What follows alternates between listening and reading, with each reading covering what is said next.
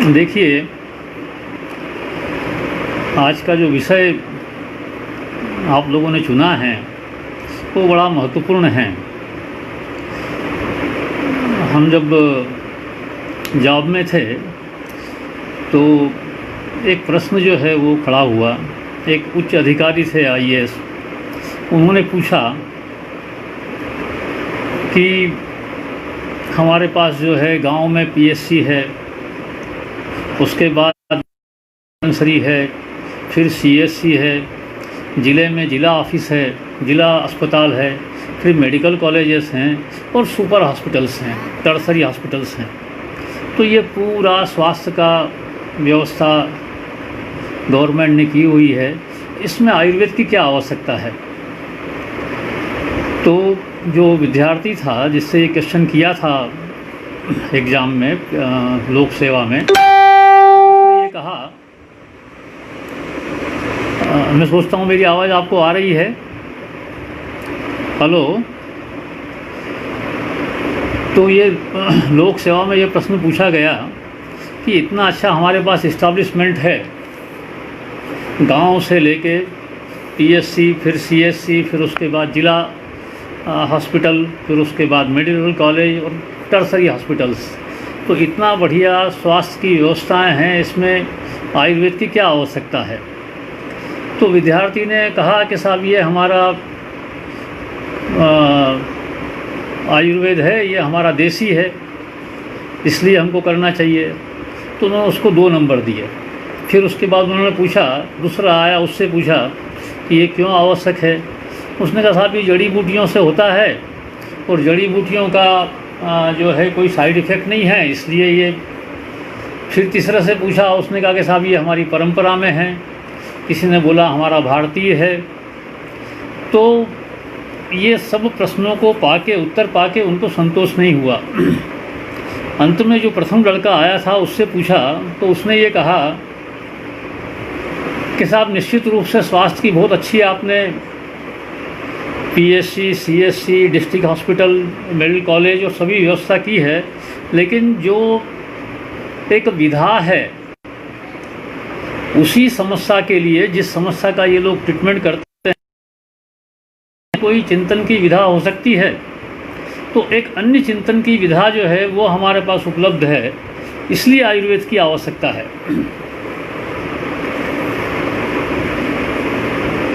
आयुर्वेद की आवश्यकता इसलिए नहीं कि इसमें जड़ी बूटियाँ हैं या हमारा भारतीय है या हमारा देसी है। आवश्यकता इसलिए है कि पूरे उसमें एक चिंतन की विधा हमको ये देता है। जो भी व्याधियाँ हैं या जो स्वस्थ हैं, उनमें जो व्याधियाँ होने वाली है या स्वस्थ को स्वस्थ रखने के लिए, तो ये जो विधा है इसमें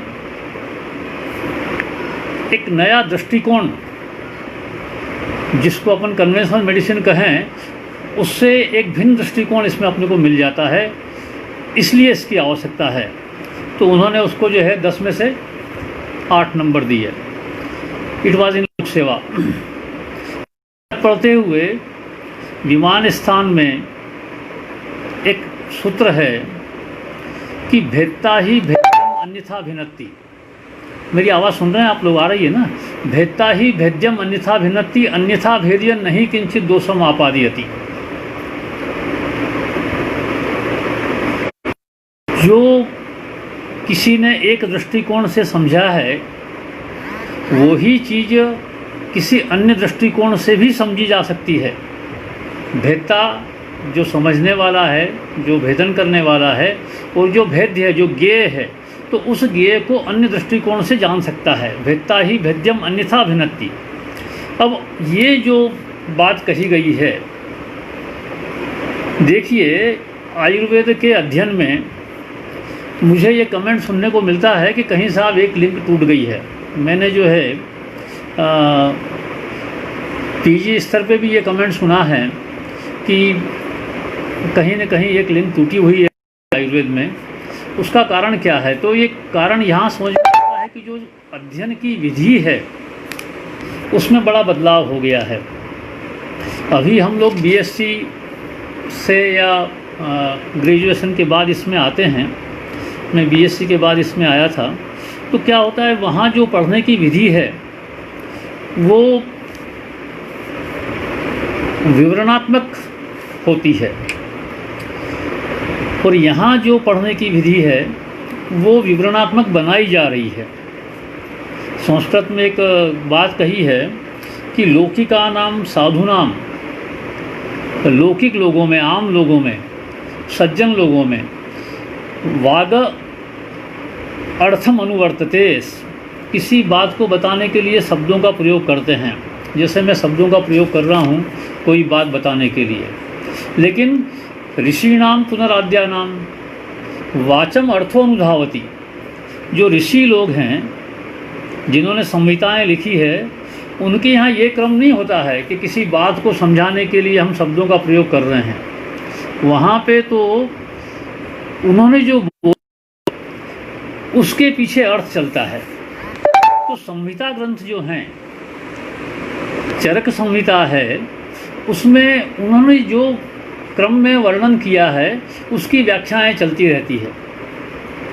जैसे गीता जी के 700 श्लोक हैं, भगवत गीता के 700 श्लोक हैं, और उसमें कई टीकाएं हो गई है। इसी तरह आयुर्वेद में चरक संहिता में 12,000 श्लोक, 12 संहिता, कुल 12,000 श्लोक। एक और अपन देखते हैं मेडिकल कॉलेज में कितनी बड़ी लाइब्रेरी है और कितने बड़े बड़े वॉल्यूम रखे हैं मेडिकल साइंस के, और हर फील्ड के लिए बड़े बड़े वॉल्यूम हैं। यहाँ कहते हैं 12 हृदय तिष्ठति संहिता, केवल 12,000 श्लोक में हमने पूरा वर्णन कर दिया है, और जो यहाँ है वही सब दूर है, और जो यहाँ नहीं है वो नहीं है। तो इतनी बड़ी बात 12,000 श्लोकों में कह देना, ये संहिता क्रम में ही संभव है। अभी क्या हुआ है, अभी अध्ययन प्रणाली में हमने संहिताओं को उसमें से विषय अनुसार उतना उतना भाग लेके, और ये शारीर बना लिया, ये हमने जो है रचना क्रिया बना ली, ये द्रव्यगुण बना लिया।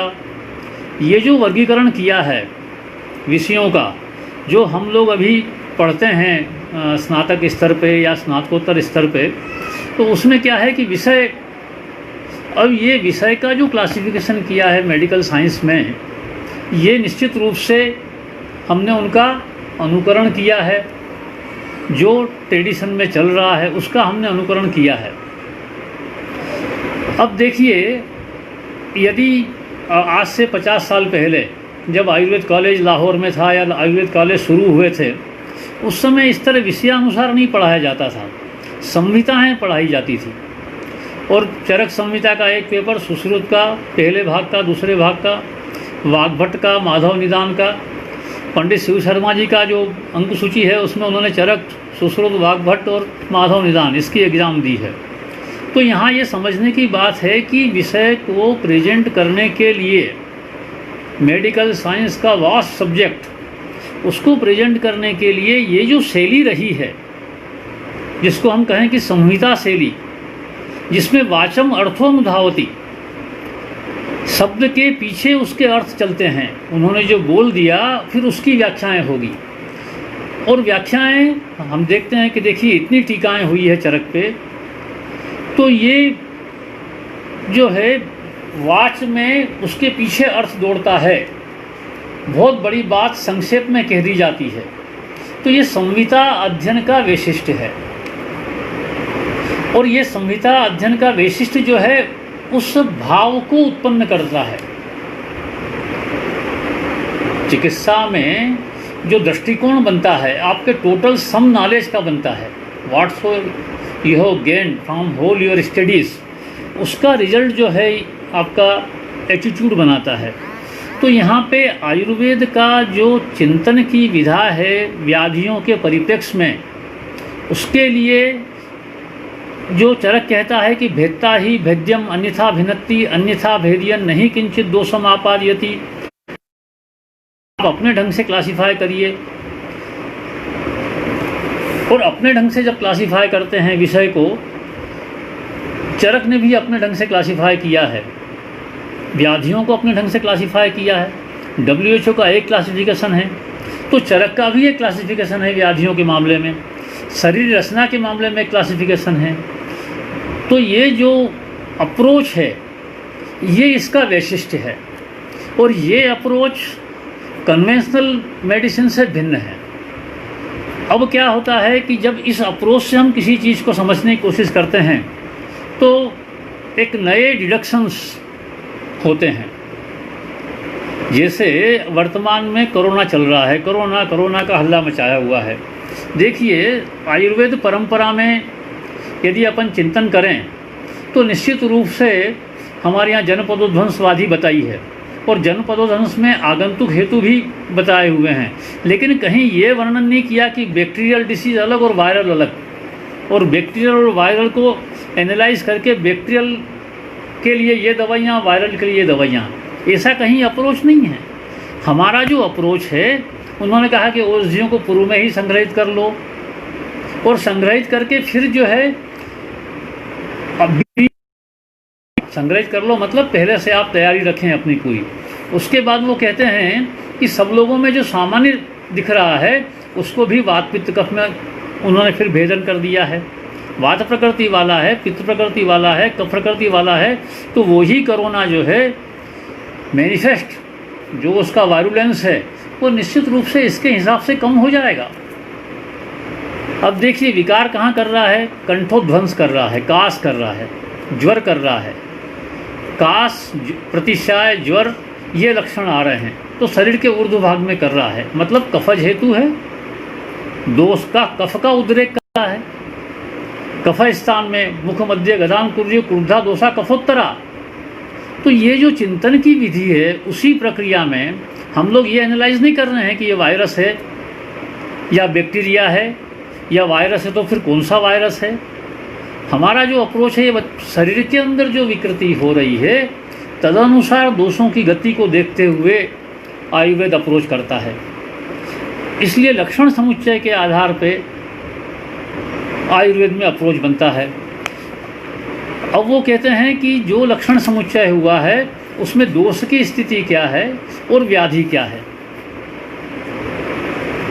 त्रिस्कंध आयुर्वेद है, लक्षण, औषधि। तो त्रिस्कंध में जो है लक्षणों के लिए उन्होंने जो विश्लेषण करने की विधि रखी है वो विधि रस प्रभाव, द्रव्य प्रभाव, दोष प्रभाव, व्याधि प्रभाव। तो दोष, व्याधि, रस, द्रव्य, इस आधार पे हमको पूरा इसमें विश्लेषण करना है।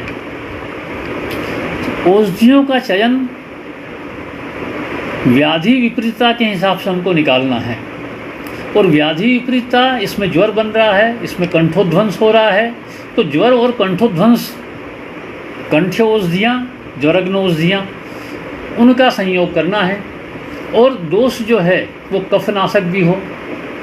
तो ये जो आयुर्वेद की चिंतन की विधि है, इसका अभ्यास संहिताओं के अभ्यास से संभव है।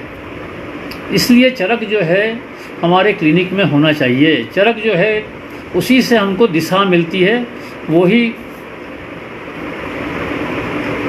एक चिंतन की विधा को देने वाला बनता है। इसलिए in clinical practice the principles of Charak, जो चिकित्सा के चरक के सिद्धांत हैं, वो चरक के सिद्धांत के अनुसार ही हमारा चिंतन बनना चाहिए, और वो चिंतन तब बनता है जब हम उसी का अभ्यास करें। अब देखिए, ज्वर की चिकित्सा, इस परिप्रेक्ष्य में हम ज्वर की चिकित्सा लें तो ज्वर में उन्होंने शुरू में ही बोल दिया है कि लंघनम, स्वेदनम, कालो, यवाग्वस्तित्व रस, फिर पाचनानी अविपक्वानाम तरुणे ज्वरे। अब ये जो बात कही गई है, और वहाँ कह दिया कि बात बिल्कुल इसका ठीक विपरीत, वातजे समझे चेव पुराणे सतजे ज्वरे लंघनम न हितम तस्मात् समने तम उपाचरेत। दोनों विरुद्ध बातें। वातज ज्वर में लंघन नहीं करवाना है, तरुण ज्वर में लंघन करवाना है। तो ये चिकित्सक के विवेक पे उन्होंने छोड़ दिया है, और ये विवेक सतत अभ्यास और गुरु परंपरा में जब उसको देखते हैं तो आता है। जब हम गुरु परंपरा में उसको देखते हैं तो ये, क्योंकि शास्त्र में जो है उन्होंने केवल सिद्धांत डिस्कस किए हैं, और उस आधार पे फिर औषधियाँ बनाई है। तो सतत अभ्यास ही इसमें जो है दिशा देने वाला होता है।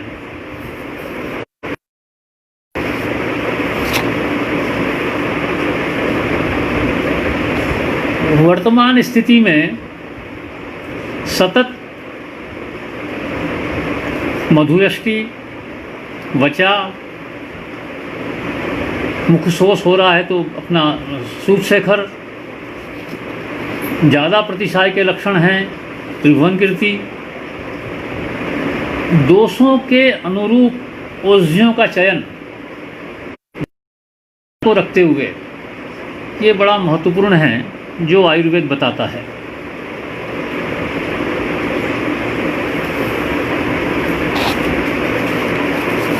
स्टडीज़ जो होती हैं, मैं ऑब्ज़र्व कर रहा हूँ पीजी स्टडीज़ में कोई एक विषय इसकी प्रभाविता, उसमें उस व्याधि में इसकी प्रभाविता, एक देशी अध्ययन होता है। एक आरोग्यवर्धिनी की कामला में अध्ययन, तो उन्होंने कहा कि इससे जो है बिलिरुबिन लेवल कम हो जाता है। ये देखिए, ये अध्ययन जो है एक देशी होता है, और एक देशी में क्या होता है कि चरक ज्ञान अवयव न कृष्णम ज्ञेयम ज्ञानम उत्पद्यते। और जब एक देशी हमने ये प्राप्त कर लिया कि आरोग्यवर्धिनी से बिलिरुबिन लेवल कम हो जाता है, तो उन कहते हैं कि एवं अवयवेन ज्ञानस्य कृष्णे ज्ञेय ज्ञानम अभिमन्यमानः परिस्खलन्ति ही। इसमें जो है संपूर्ण ज्ञान हो गया है ऐसा जान के परिस्खलन्ति, टोटलिटी में बात नहीं आती। इसीलिए जो है औषधि एक देशी अध्ययन में मार्केट में लाई जाती है, फिर बाद में उसको कहते हैं कि अरे इसके ये इफेक्ट मिल रहे हैं, फिर बाद में वो बंद हो जाती है। तो जो आयुर्वेद का औषधियों के संयोजन का आधार है, वो संयोजन का आधार सतत अभ्यास से ही स्पष्ट होगा। ज्वर में जो औषधियाँ काम में ली गई है, एक तो क्लासिफिकेशन जो है आपका अपना हो, मतलब आप निदान करें कि वातिक ज्वर है, पैत्तिक ज्वर है, कफत ज्वर है, सन्निपातज है, सम है, विषम है, आगंतुज अनुबंध है। तो ये इस विषय में चिंतन करके आप ये पाएंगे कि ऐसी स्थिति है, तब आप फिर निर्णय करेंगे कि इसमें हमको लेखन करना है, इसमें हमको वमन करवाना है, यहाँ वमन करने से इसको हृदरोग हो जाएगा। तो ये जो चिंतन की विधा है, ये एक नई दिशा देने वाली है जो कन्वेंशनल मेडिसिन में नहीं है। वहाँ तो वो टेस्ट कर रहे हैं, टेस्ट करके बता रहे हैं कि ये कोरोना के लिए एंटीबॉडीज़ मिल रही हैं, ये कोरोना पॉजिटिव है। लक्षण बोले, लक्षण तो कुछ भी नहीं है। तो देखिए, लक्षण नहीं है तो इसका मतलब है कि उसमें समर्थता इतनी है कि बॉडी में कोई सिम्टम नहीं आ रहा है। टेम्परेचर हो गया, उसने पचाना शुरू कर दिया। अब जो लक्षण आ रहा है उसके हिसाब से दोष साम्य हमको लाना है, और दोष साम्य लाने के लिए उसकी प्रकृति के अनुकूल औषधि देना है। तो यहाँ एक देशी बात करना केवल कि ये औषधि दे दीजिए, वात प्रकृति का है, पित्त प्रकृति का है, त्रिभुवनकीर्ति दीजिए, पित्त प्रकृति वालों को बेचैनी हो जाएगी, सूर्यशेखर दीजिए, उसको अच्छा लगेगा। तो यहाँ पे व्याधि में दोष की स्थिति और दोषानुसार व्याधि का निर्णय, दोष प्रभाव, व्याधि प्रभाव, व्याधि में दोष प्रभाव, इस अनुसार जब अपन चिंतन करेंगे तो अपन जो है उसमें पहुंचते हैं कि इस स्थिति में ये करना है। क्योंकि शास्त्र ने दोनों बातें कही है, वहाँ लंघन भी बताया है और कह दिया लंघनम न हितम तस्मात्। वो कहते हैं कि इसमें लंघन हितकर नहीं है, इसमें तो जो है दूध में गुड़ डाल के पिला दीजिए। तो ये जो तो निश्चित रूप से ये जो है चिंतन की विधा, तदनुसार औषधि का निश्चय। जैसे बात जे समझे चेव पुराणे सतजे ज्वरे लंघनम न हितम तस्मात् समने स्थान उपाचरे। ज्वरे मारुतजे तु आदो अनपेक्ष अपि ही क्रमम, कोई क्रम की अपेक्षा नहीं करते हुए सीधा जो है उसको घृतपान करवाएं। तो ये निश्चित रूप से आयुर्वेद चिंतन में हमको इन सिद्धांतों को पकड़ते हुए का उपयोग फलप्रद होता है। ये जो औषधियाँ हैं, अभी प्रश्न होता है कि इसमें कई दवाइयाँ मिली हुई है साहब, 10 दवाइयाँ हैं और एक एक दवाई में जो है कई एक्टिव एल्केलाइड्स हैं, तो हम यूनिट किसको मानेंगे? भाई ये प्रॉब्लम उनकी है, हमने तो उस द्रव्य को ही यूनिट मान लिया है। हल्दी यूनिट, तो हमारा यूनिट, और फिर उसके जो तदनुसार हमने जो है फिर उसका योजना की है व्याधि में। तो ये जो रस प्रभाव, द्रव्य प्रभाव, दोष प्रभाव, व्याधि प्रभाव, ये जानना और तदनुसार चिंतन करके अप्रोच करना, ये अभ्यास जो है आयुर्वेद कहलाएगा। It should be A on your clinic.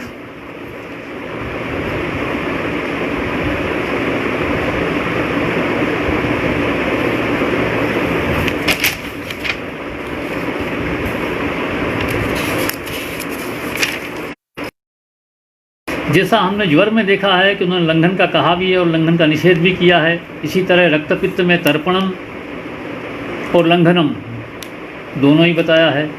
आप अतिसार में जाइए, वहाँ भी स्तंभन नहीं करें। फिर बोल दिया कि आमो अपनी स्तंभनीयन साथ, आम का भी स्तंभन कर दें। अर्श में जो है आप जाइए तो वहाँ पे उन्होंने जो है चिंतन किया है कि रुक्ष है, स्निग्ध उष्ण काम में लें, रुक्ष शीत काम में लें।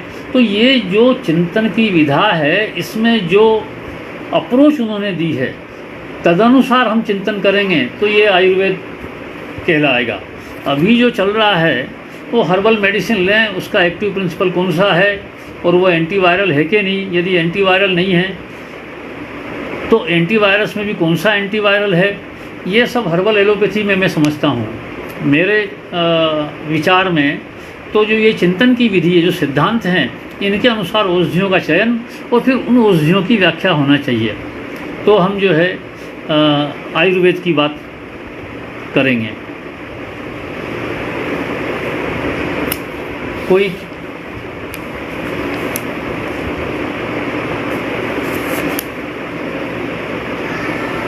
क्वेश्चन? मेरी आवाज़ आ रही है आपको? मेरी आवाज़ आ रही है आपको? हेलो?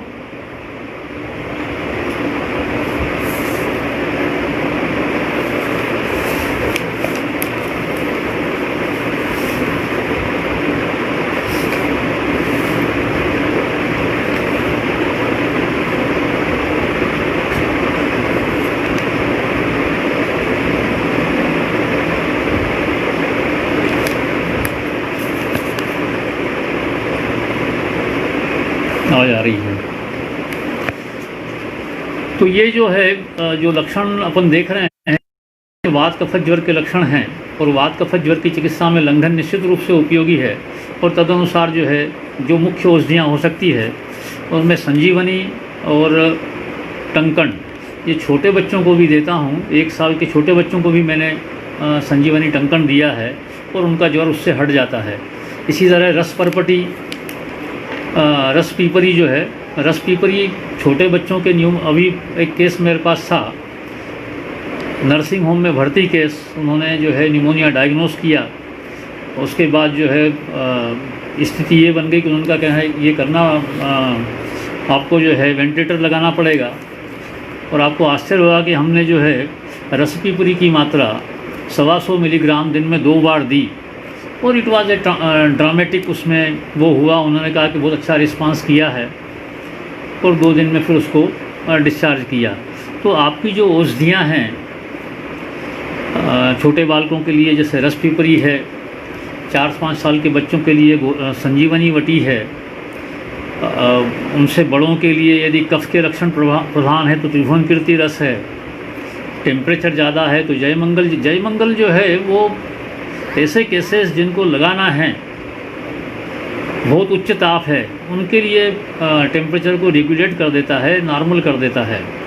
और ये जो आपका आनंद भैरव है कास वाला, इसके भी अच्छे परिणाम मुझे देखने को मिले हैं। पित्तानुबंधी जो होते हैं, मुंह सूख रहा है साहब, गले में जलन सी हो रही है, केवल चंद्रामृत उसमें चूसने को देता हूँ, उससे भी मैंने फ़ायदा देखा है। तो हमको जो लक्षण आ रहे हैं तदनुसार औषधि का निर्णय करना चाहिए।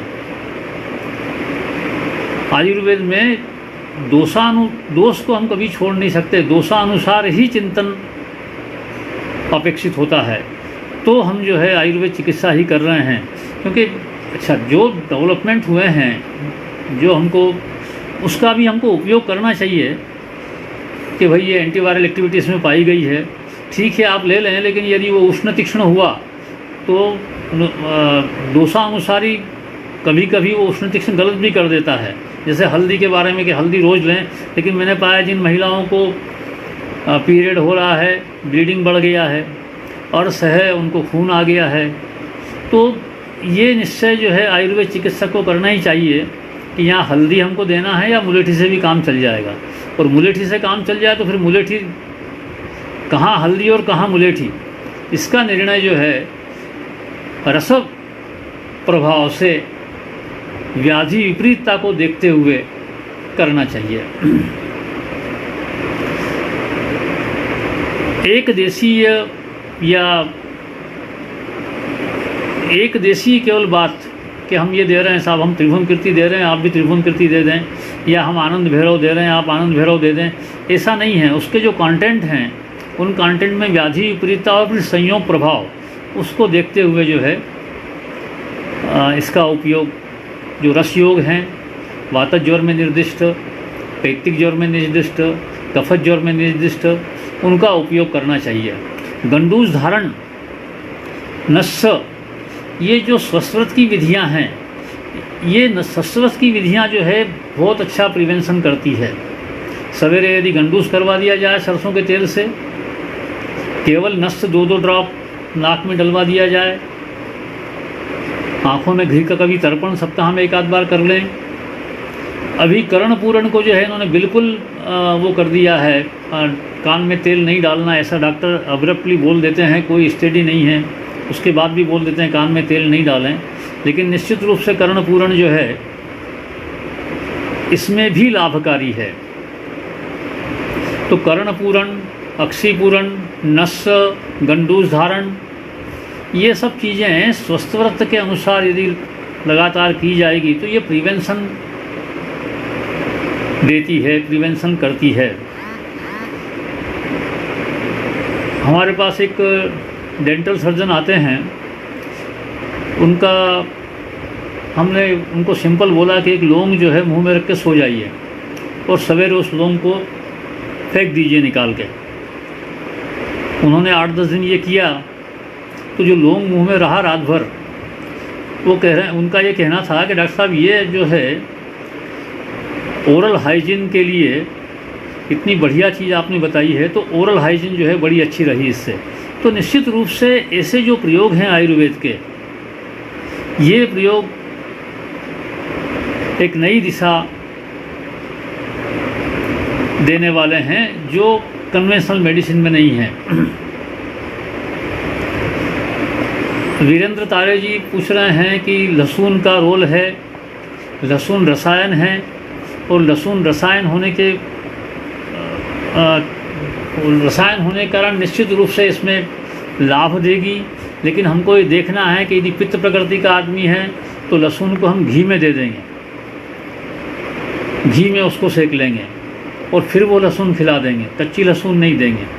तो इस तरह आयुर्वेद की भेषज कल्पना को ध्यान में रखते हुए हमको ये औषधि देना चाहिए।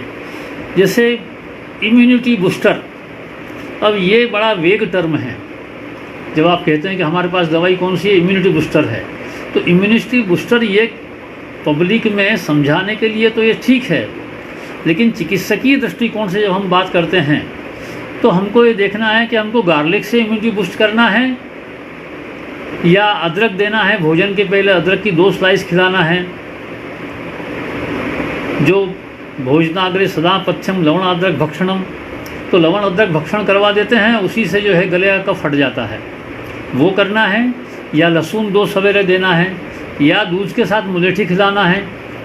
तो ये दो से सापेक्ष प्रकृति अनुसार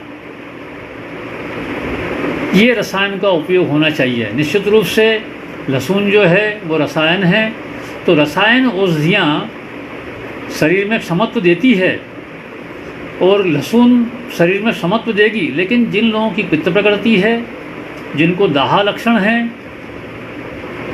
उनको लहसुन जो है तीखी पड़ेगी, ब्लीडिंग करवा सकती है। तो लहसुन का उपयोग करें, लेकिन लहसुन को घी में सेक लें, लहसुन को छाछ में पहले गला लें और छाछ में गला के फिर उसको घी में सेक के फिर वो दें, वो सेफ हो जाएगी। तो इस तरह उसका जो है संस्कार करके जब उपयोग में लेंगे तो लहसुन तारे जी बिल्कुल प्रभावी है, ले सकते हैं। प्रकृति देख के, दोष देख के उसका उपयोग करिए। लहसुन इसमें निश्चित रूप से लाभकारी है।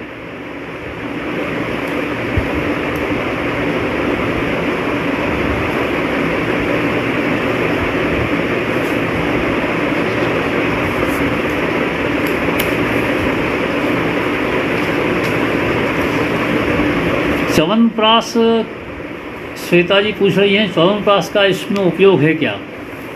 देखिए, आमलकी का प्रमुख योग च्यवनप्राश है और च्यवनप्राश का प्रभाव रसायन के रूप में संपूर्ण शरीर में पड़ता है। च्यवनप्राश सामान्य रूप से अपन निर्दिष्ट करें, लेकिन चिकित्सक के रूप में मैं कहूँगा कि जिनको विबंध है उनको अपन चित्रखरित की अवलय देंगे, जिनको कास का लक्षण ज़्यादा है अगस्ती प्राश दे देंगे या कंटकारी अवलय दे देंगे। तो ये जो च्यवनप्राश है, कंटकारी अवलय है, अगस्ती प्राश है, चित्रखरित की अवलय है, चिकित्सक के रूप में निश्चित रूप से मैं ये सलाह दूंगा कि जो भी अवलय आप यूज़ करें वो अवलय उस व्यक्ति की प्रकृति देखें। विबंध बहुत प्रधान है तो निश्चित रूप से उसको जो है चित्रखरित की दें। च्यवनप्राश सामान्यतः दे सकते हैं, पर मैं ये पा रहा हूँ कि च्यवनप्राश में बहुत शक्कर होती है और च्यवनप्राश खा के लोग पानी पी लिया, बाद में मालूम पड़ा शक्कर से खांसी उसको हो रही है। तो ये देख लें कि क्वालिटी वाली चीज़ हो। च्यवनप्राश 12 ही महीने सेवन किया जा सकता है। च्यवनप्राश बहुत अच्छी रसायन है।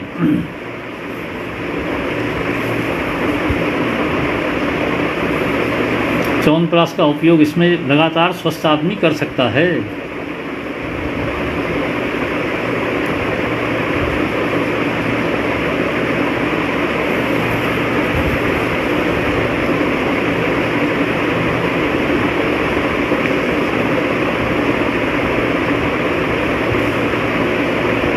च्यवनप्राश दे सकते हैं, सामान्य आदमी लगातार च्यवनप्राश ले सकता है। और कोई क्वेश्चन?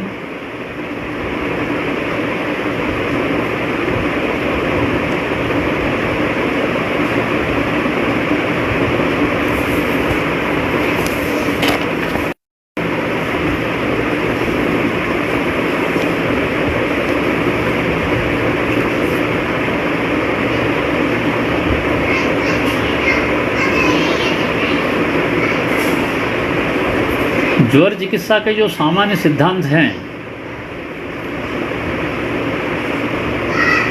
उन सामान्य सिद्धांतों के रेफरेंस में हमको इसको देखना चाहिए, क्योंकि वायरस का निर्णय तो लेबोरेटरी में जाने के बाद ही होता है, लेकिन वात कफ पित्त का निर्णय, उसकी प्रकृति का निर्णय, दोषों की आमावस्था का निर्णय, निरामावस्था का निर्णय, ये आप जो है अपने क्लिनिक में कर सकते हैं।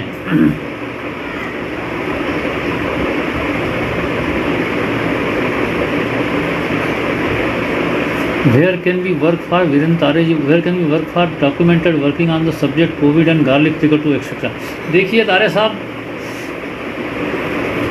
गार्लिक और ट्रिकटू ये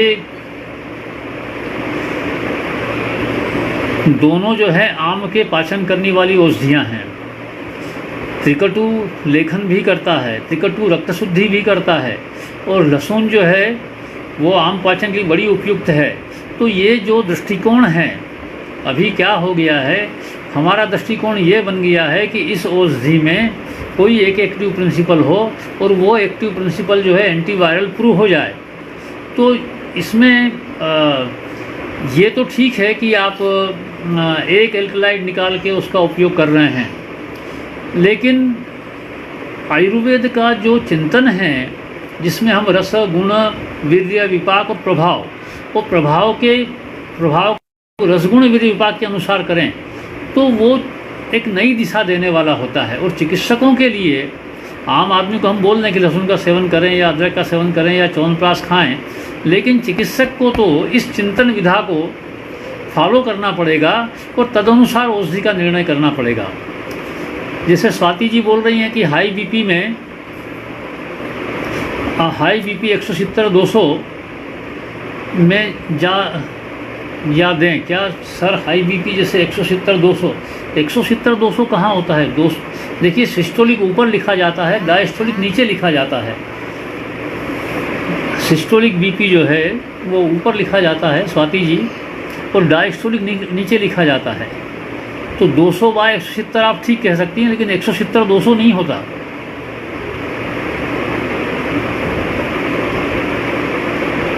ऐसी स्थिति में ये देखिए 200-170 जो है इस बीपी में निश्चित रूप से हमको, पहले मैं आपको एक औषधि बताता हूँ, अश्वकंचु की रस आप दे देंगे तो ये शोधन होकर बीपी लो हो जाता है। मैंने अश्वकंचु का उपयोग ऐसे किया है। अश्वकंचु की रस देंगे, पित्तानुबंधी है, आरोग्यवर्धनी दे दीजिए, और ज़्यादा है तो निश्चित रूप से सर्पगंधा का उपयोग करिए, जटामांसिका करिए,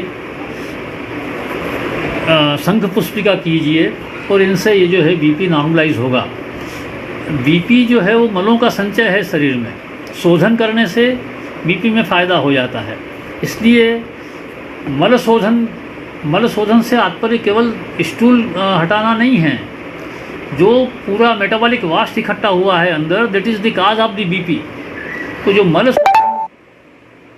औषधियाँ हैं उनका उपयोग करने से, आरगवधादिक वात है, अश्वकंचु की है, इनका उपयोग करने से बीपी में, हाई बीपी में लगातार देंगे तो निश्चित रूप से फ़ायदा होता है। स्नेहन का ध्यान रखिए। यदि रुक्ष शरीर में आप विरेचन देंगे रुक्षता में, तो फिर उसके अलग उपद्रव होते हैं। इसलिए समयोग हो, शोधन करेंगे तो निश्चित रूप से बीपी में फ़ायदा होता है। लक्ष्मी विलास के बारे में बात करें, लक्ष्मी विलास रस जो है निश्चित रूप से अभ्रक युक्त लक्ष्मी विलास, नारदी लक्ष्मी विलास, ये जब प्रतिशाय के लक्षण बहुत हो और हमको प्रभाव को कम करना है, शोष उत्पन्न करना है, लक्ष्मी विलास के बारे में, ये रसायन औषधि है। मैंने लो बीपी में लक्ष्मी विलास दिया है पान के अंदर, और उनको फ़ायदा हुआ है। जो नासा स्राव हो रहा था उसमें फ़ायदा हुआ है।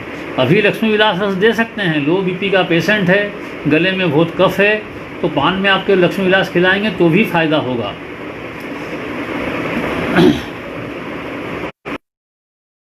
जुवेनाइल डायबिटीज़ देखिए, हमारे यहाँ प्रमेह के उसमें स्पष्ट कहा है कि जात प्रमेह ही मधुमेह ही नोवा, जात प्रमेह ही जो है वो जुवेनाइल डायबिटीज़ है। लेकिन पटेल जी, हम यदि प्रमेह के विपरीत, प्रमेह का जो क्लेद बढ़ जाना, प्रमेह में मूत्र संग्राहक, क्लेदनाशक, बल्य, ये औषधियाँ देंगे तो जुवेनाइल डायबिटीज़ में निश्चित रूप से रेगुलेशन हो जाएगा। लेकिन जो लॉस हो गया है जुवेनाइल डायबिटीज़ में, जहाँ पे लॉस ही हो गया है, वहाँ पे आप रिकर करेंगे, ये पॉसिबल नहीं है। यू हैव टू, और वो जो आपको देना है, इंसुलिन देना है उसमें, लेकिन जो आपके यहाँ पथ्यापथ्य बताया है प्रमेह में, उसका यदि फॉलो करेंगे तो उसकी डोज निश्चित रूप से कम हो जाती है। इंसुलिन की जो है 10 यूनिट दे रहे हैं, 20 यूनिट दे रहे हैं, पर यदि आपका पथ्यापथ्य आप पालन करवाएंगे आयुर्वेद का, तो ये निश्चित रूप से जो है उसमें फ़ायदा होता है।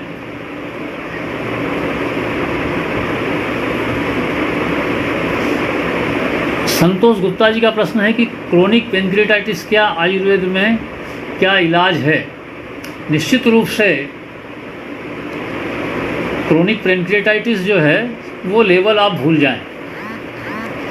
आप देखिए कि पित्त अपने स्थान में कुपित होकर विकार कर रहा है, अग्नि जो है अपने स्थान में कुपित होकर विकार कर रही है, तो वहाँ पित्त शामक और पित्त संशोधक ये जब आप चिकित्सा करेंगे तो पेनक्रिएटाइटिस में लाभ होगा। मेरा एक केस का इसमें अनुभव है। यहाँ एक नर्सिंग होम में एक एक्यूट पेनक्रिएटाइटिस का केस भर्ती हुआ था, बिल्कुल पेट फूल गया था और डॉक्टरों ने नील ओरली कर दिया, न वमन हो रहा था न छर्दी हो रही थी, आत्मापित उदर था।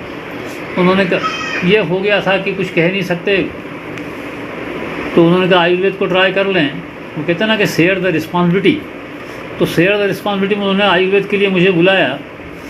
मैं गया, मैंने केवल आत्मापित उदर देखा और हल्का सा श्वास के लक्षण देखे, तो वहाँ उनका लेवल था एक्यूट पेनक्रिएटाइटिस। हमने तो केवल ये पढ़ा था कि प्रवर्ते नोर्ध्वमधश्च यस्य, जिसमें ऊर्ध्व प्रवर्तन भी नहीं हो रहा है, अधः प्रवर्तन भी नहीं हो रहा है, वो अल्सक है।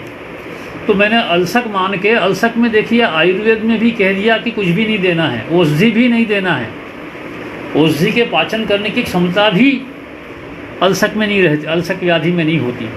हमने उसमें दारू षटक लेप जो है, दारू षटक लेप अपने शास्त्र में है, रसंसार में भी दिया है, तो दारू षटक लेप बनवाया, उसमें बचा है ऐसी 6 चीज़ें हैं। तो मैंने वो लेप केवल गर्म पानी में उला के लगवाया उसके पेट पे, और खाने को केवल सूत शेखर रस दिया। हल्का सूल बता रहे थे तो महावात विध्वंसन भी दिया, और महावात सूत शेखर विध्वंसन केवल मुंह में ही लगा दिया। वो नील ओरली था, patient was Neil O'Reilly, it was in a nursing home where all the expert were seeing.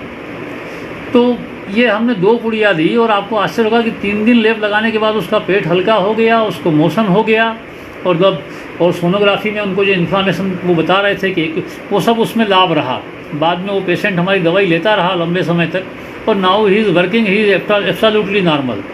तो पेनक्रिएटाइटिस में आप उसके लक्षणों को संचित करिए, लक्षण देखिए कि आत्मान हो रहा है, उसको भूख लग रही है कि नहीं, दर्द है क्या, और इसके हिसाब से आप सूत शेखर रस, अग्नितुंडी वटी, एक धनंजय वटी आती है, धनंजय वटी, ये उसमें निश्चित रूप से फ़ायदा करती है। पित्त शामक, पित्त संशोधक औषधियाँ इसमें फ़ायदा करती है। महातिक्त घृत से भी इसमें लाभ होता है क्रोनिक पेनक्रिएटाइटिस में। त्वक विकार के बारे में आयुर्वेद चिंतन बताएं, अदय जाधीश जी। त्वचा के बारे में, त्वच जो है देखिए, अपनी यहाँ एक बात कही है त्वचा के बारे में कि त्वचा की उत्पत्ति कैसे हो रही है। उन्होंने कहा कि दुग्ध संतानिका इव, जैसे दूध पे मलाई आती है वैसे त्वचा जो है शरीर पे बन रही है। दूध पे मलाई कब आती है? जब दूध गर्म हो जाता है, पूरी मेटाबॉलिज्म का रिजल्ट त्वचा होती है। और त्वचा में विकार 2 तरह से हैं, इंडोजीनस अंदर से होने वाले, बाहर कुछ हो गया उसके कारण होने वाले विकार, खुजाल लिया उसने उससे कुछ बाहर का हो, वो त्वचा। तो बाह्यजन्य अपने यहाँ जो त्वचा के बारे में विचार किया है उसमें वो कहते हैं संशोधित आशया नाम, जिनके आशय संशोधित हो गए हैं, ये लेपा युजंते कुष्ठा नाम संशोधित आशया नाम तेसाम सद्या सिद्धि होती। तो त्वचा के विकारों में यदि आप पूरी मेटाबॉलिक करेक्टिव ड्रग देते हैं, पूरा चयापचय ठीक करने वाले देते हैं, तो बड़ा जल्दी फ़ायदा होता है।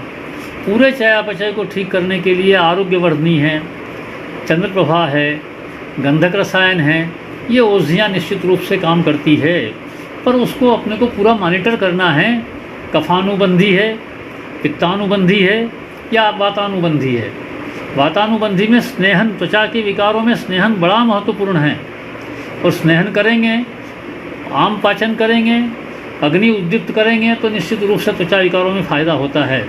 हमने ये जो पिटिभ कुष्ठ है, जिसको आप सोरियासिस नाम देते हैं, इसमें स्नेहपान करवा के वमन करवाया और उसके बाद जो है लेप दिए गए, विरेचन करवाया, लेप दिए, आम्रगंधी, हरिद्रा, जीरा, गंधक, इनका जब उपयोग किया, सबसे बढ़िया रिजल्ट मुझे ताल सिंदूर, ताल चंद्रोदय में मिला। तालकेश्वर रस, मंजिष्ठादि ताल सिंदूर, मंजिष्ठादि ताल सिंदूर का हमने उपयोग किया। पर ये शोधन करने के बाद जब करते हैं तो निश्चित रूप से ज़्यादा फ़ायदा होता है। और जो लेप बताए हैं चरक अध्याय 4 में, बाह्य परिमार्जन, वो लेप बहुत फ़ायदा करते हैं और उन लेपों का उपयोग इसमें करना चाहिए।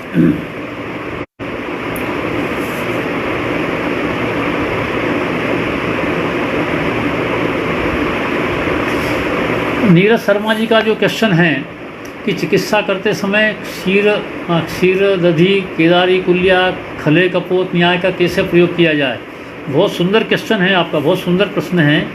देखिए, ये शरीर में होने वाली चयापचय की क्रिया को व्याख्या समझाने के लिए ये 3 न्याय बताए हैं और ये तीनों न्याय से हमारी औषधि कार्यकर होती है।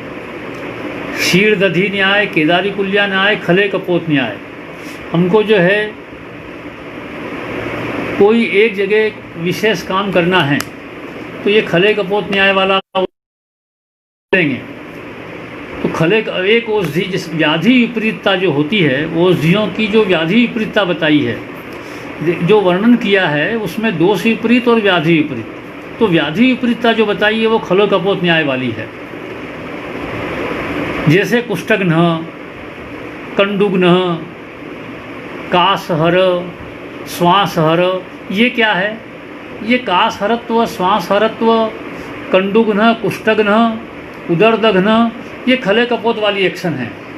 लेकिन खले कपोत वाली एक्शन में आपको ये देखना है कि दोष कौन सा है। जैसे कुष्ठघ्न कहा, त्वचा के बारे में बात चल रही थी, कुष्ठघ्न कहा। अब कुष्ठघ्न में मंजिष्ठा कुष्ठघ्न है, भल्लातक कुष्ठघ्न है, हरिद्रा कुष्ठघ्न है। तो मंजिष्ठा का कुष्ठघ्न गुण, उसके रसगुण विपाक के सापेक्ष हम देखेंगे। हरिद्रा का कुष्ठघ्न गुण उसके तिक्त रस के हिसाब से देखेंगे। मधुयष्टि का कुष्ठघ्न गुण उसके मधुर रस के, जहाँ वात प्रधान है, रुक्ष गुण है, वहाँ मधुयष्टि कुष्ठघ्न का उपयोग करेंगे। जहाँ कफ की घट्टता है वहाँ अपन जो है भल्लातक का कुष्ठघ्न गुण उपयोग में करेंगे। तो ये जो कुष्ठघ्न प्रभाव है, इसका रस गुण वीर्य विपाक के सापेक्ष उपयोग करना आपको खले कपोत न्याय के हिसाब से तत्काल लाभकारी होगा। और रसायन जो प्रयोग करते हैं लंबे समय तक, वो जो है क्षीर दधि न्याय, केदारी कुल्या न्याय से होता है।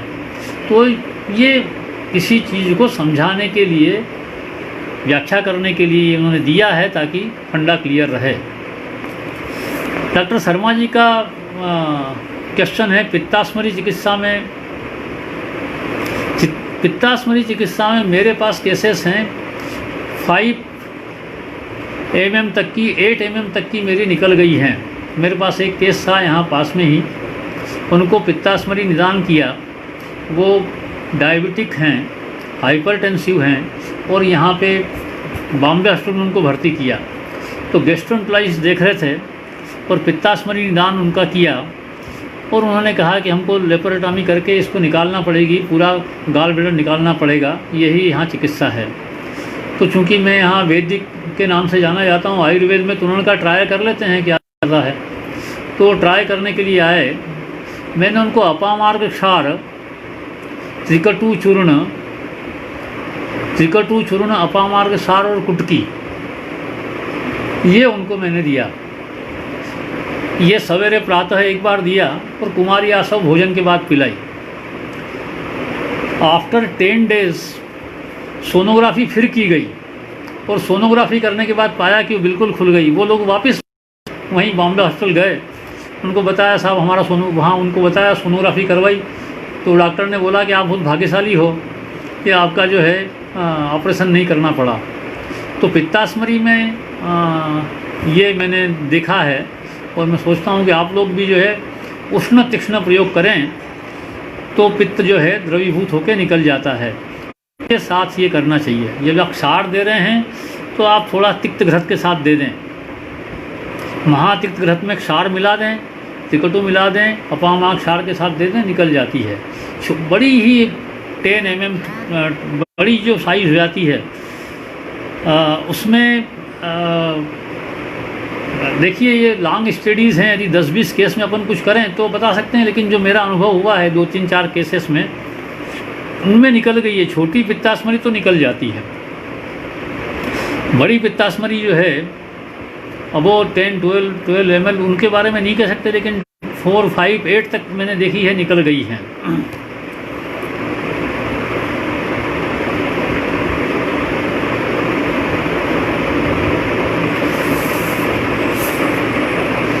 अरुण गुप्ता जी का क्वेश्चन है हाइपोथायराइडिज्म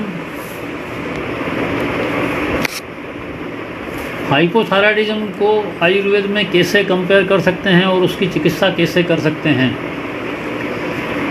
ये कफानुबंधी विकार है और कफ की चिकित्सा इसमें करें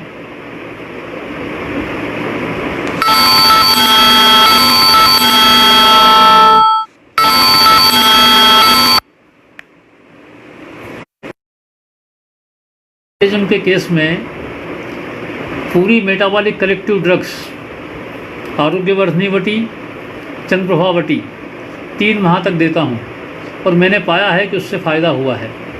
और एक्सरसाइज करवाता हूँ, अग्निदीपन और ये 2 औषधियाँ 2-3 माह देने में जो है लाभ होता है। जुवेनाइल डायबिटीज़ में शोधन का महत्व है क्या सर? देखिए शोधन प्रमेय में बड़े स्पष्ट उन्होंने सिद्धांत दिए हैं शोधन के लिए।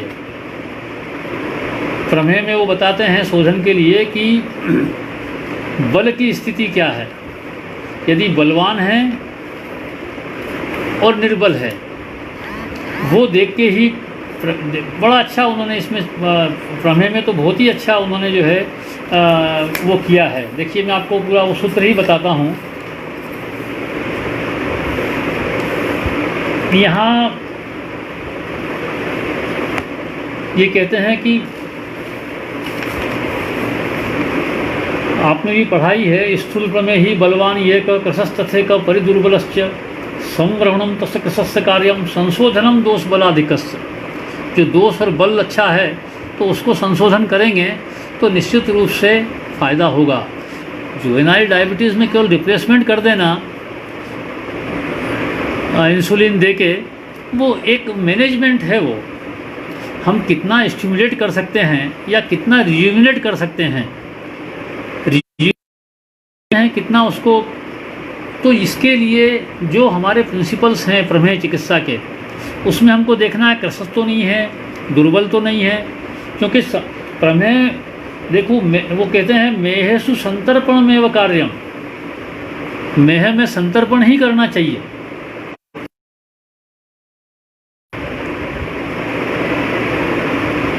मेह व्याधि प्रमेय व्याधि जो है अवतर्पणी है कि संतर्पणी है, तो अंत में मेहेसु संतर्पण में वो कार्यम संतर्पणी है। इसीलिए हम देखते हैं कि बसंत कुसुमाकर लोग जो है लेते रहते हैं, लेकिन यहाँ पे सबसे बड़ी महत्वपूर्ण बात है कि संतर्पण किस स्थिति में करना है और कहाँ अवतर्पण करना है। और इसके लिए उन्होंने बड़ा क्लियर लिखा है कि स्थूल प्रमेय ही बलवान ही है कर। स्थूल और बलवान है, कर्म सामर्थ्य है, उसकी बल की परीक्षा करिए। बलम व्यायाम शक्तिया, तो बल की परीक्षा कर लीजिए, कर्म सामर्थ्य देख लीजिए और स्थूलता देख लीजिए, संशोधन करिए। जब हम संशोधन की बात करेंगे तो हमको देखना है कि हमको वमन देना है, विरेचन देना है, या बस्ती से संशोधन करना है, कसाय बस्ती लगाना है।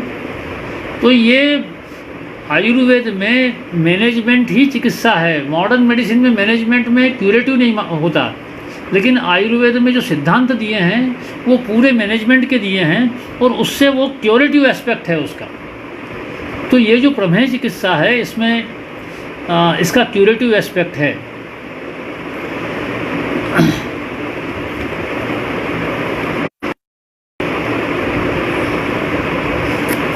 सुलोचना बगाना चौधरी, आपका क्वेश्चन है कि ग्रीष्म ऋतु में त्रिकटु के स्थान पर तालिस आदि चूर्ण कोरोना से बचाव के लिए प्रयोग कर सकते हैं। देखिए, हमको ये देखना है उसकी अग्नि दीप्त है कि नहीं। भाव प्रकाश कहता है कि भोजनाग्रे सदा पथ्यम लवण अदरक भक्षणम, लवण और अदरक मिला के भोजन के पहले 3 स्लाइस दे दीजिए, तो 3 स्लाइस ही गले के कफ को हटा देगी। तो हम जो है मैनिफेस्ट होने के पहले ही उसको दे दें। श्वास का लक्षण है तालिस आदि दे सकते हैं, शोष का लक्षण है शीतोपल आदि दे सकते हैं। तो त्रिकटु के स्थान पे त्रिकटु आएगा, तालिस आदि के स्थान पे तालिस आदि आएगा। दोनों को कंपेयर मत कीजिए। अविपत्तिकर चूर्ण भी काश रोग में बताया हुआ है। अविपत्तिकर चूर्ण को शहद में चटाना काश रोग में निर्दिष्ट है। तो ये आपको देखना है कि उस पर्टिकुलर पेशेंट में क्या लक्षण हैं। मुंह सूख रहा है, गले में कफ सूखना पड़ता है बार बार, मुंह में छाला हो जाता है साफ, या गले में जलन हो रही है, तो आप ये निर्णय करिए कि ये वायु का लक्षण है। और फिर वहाँ सिद्धांत में बताया हुआ है मुख मध्य गदान कुर्यु क्रुद्धा दोषा कफोत्तरा, कफोत्तर दोष जो हैं मुख में गद करते हैं, इसलिए कफ को हमको पहले निकालना। स्थान ही जयति पूर्वम स्थानस्थ विरोधत। तो ये जो सूत्र दिए हैं, इन सूत्रों को ध्यान रखते हुए द्रव्य जो है ना वो सेकेंडरी है। आइडिया के 12 आने, माल के 4 आने। आई बात समझ में? आइडिया के 12 आने। तो आइडिया क्या है? तो आइडिया को पहले पकड़िए। आइडिया के 12 आने, माल के 4 आने। त्रिकटु से हटाना है कब? त्रिकटु से हटा दीजिए। केवल टंकण दे के हटाना है, टंकण दे के हटा दीजिए। अब टंकण देना है कि प्रवाल भस्म देना है, ये आपको निर्णय करना पड़ेगा। पित्त का अनुबंध ज़्यादा है, प्रवाल भस्म जो है वो क्षारीय हो जाती है भस्म होने के कारण, पिष्टि जो है वो शीत हो जाती है। तो प्रवाल भस्म से भी आप कफ हटा सकते हैं, त्रिकटु से भी हटा सकते हैं, तालिस आदि से भी हटा सकते हैं। इसके स्थान पे वो करें ऐसा नहीं है, उस जहाँ पे जो लगाना है वो ही लगाइए। और आइडिया उसके पीछे रखिए कि देखिए चरक संहिता का इसीलिए महत्व है कि बिना तर्केण या सिद्धि यदृच्छा सिद्धि रेव स। बिना तर्क के यदि आपने ठीक कर दिया पेशेंट को, आप कार्य कारण संबंध नहीं जान रहे हैं उसका, हमने साहब ये दिया था और उससे ठीक हो गया, तो चरक कहता है कि ये तो काकताली न्याय से हुआ है, आपने ताली बजाई कौवा उड़ गया, बोले मेरी ताली से उड़ा है, तो ये काकताली न्याय नहीं चलता है। जो भी आप करने जा रहे हैं, आप टंकण देने जा रहे हैं, आप अदरक दे रहे हैं, आप हल्दी दे रहे हैं, आप लहसुन दे रहे हैं, जो भी आप देने जा रहे हैं उसके पीछे आपका गणित स्पष्ट होना चाहिए। बिना तर्क के कोई हम औषधि उपयोग में नहीं लेंगे। हमारे यहाँ औषधि जो है वो सेकेंडरी है, उसके पीछे का सूत्र जो है वो महत्वपूर्ण है। बिना तर्केण या सिद्धि यदृच्छा सिद्धि रेव सह। यदृच्छा सिद्धि नहीं करना है, कार्य कारण संबंध के साथ हमको औषधि उपयोग करना है। तो कार्य कारण संबंध के साथ औषधि उपयोग करने के लिए आप दोनों देखिए, तालिस आदि कॉम्बिनेशन है, त्रिकटु भी एक कॉम्बिनेशन है, तो तदनुसार उसका उपयोग कर लीजिए। तालिस आदि भी प्रभावी है इसमें। पित्त का अनुबंध ग्रीष्म ऋतु में हो जाता है, त्रिकटु देना है उसमें प्रवाल भस्म डाल दीजिए, त्रिकटु प्रवाल भस्म मिला के दे दीजिए। शहद से कफ ज़्यादा है, शहद से दे दीजिए। रुक्षता बहुत है तो घी के साथ दे दीजिए, पर घी के साथ दें तो फिर बाद में पानी नहीं पिए, पानी पी लेगा तो ज़्यादा बढ़ जाएगा। तो ये सब चीज़ें जो है आयुर्वेद चिंतन से, कन्वेंशनल मेडिसिन से हम कहाँ डिफर करते हैं। उनके पास कार्य कारण संबंध बताने की जो विधि है, निश्चित रूप से वो भी विधि हम भेदता ही भेद्यम अन्यथा भिन्नति, अन्यथा भेदियन नहीं किंचित दोषम आपादयति। आप अपने ढंग से शरीर को समझते हैं तो ये भी एक विधि है, इसका अभ्यास बढ़ाइए तो आप आयुर्वेद चिकित्सक हैं। यदि इस विधि से नहीं समझते हैं, जैसे अभी अगला क्वेश्चन है संगीता जी ने किया है कि हैबिचुअल थ्रोम्बोसाइटोपेनिया नॉन स्पेसिफिक। अब देखिए हैबिचुअल थ्रोम्बोसाइटोपेनिया, थ्रोम्बोसाइटोसिस क्या करता है और हैबिचुअल हो रहा है। आपके यहाँ कहीं ऐसी व्याधि का वर्णन है तो निश्चित रूप से रक्तपित्त का वर्णन है।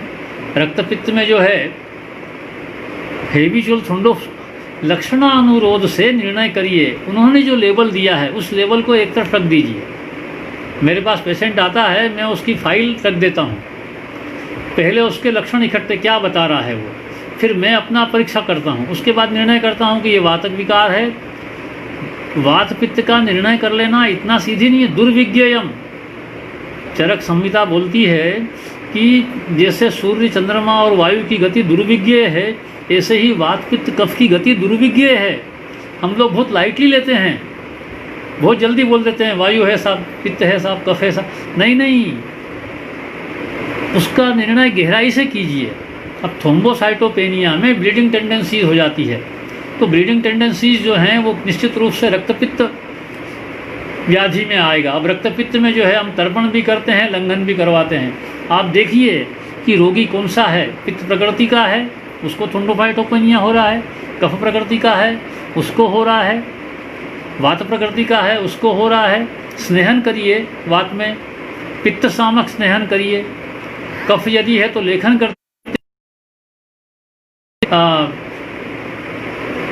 करते हुए उसको जो है औषधि दीजिए।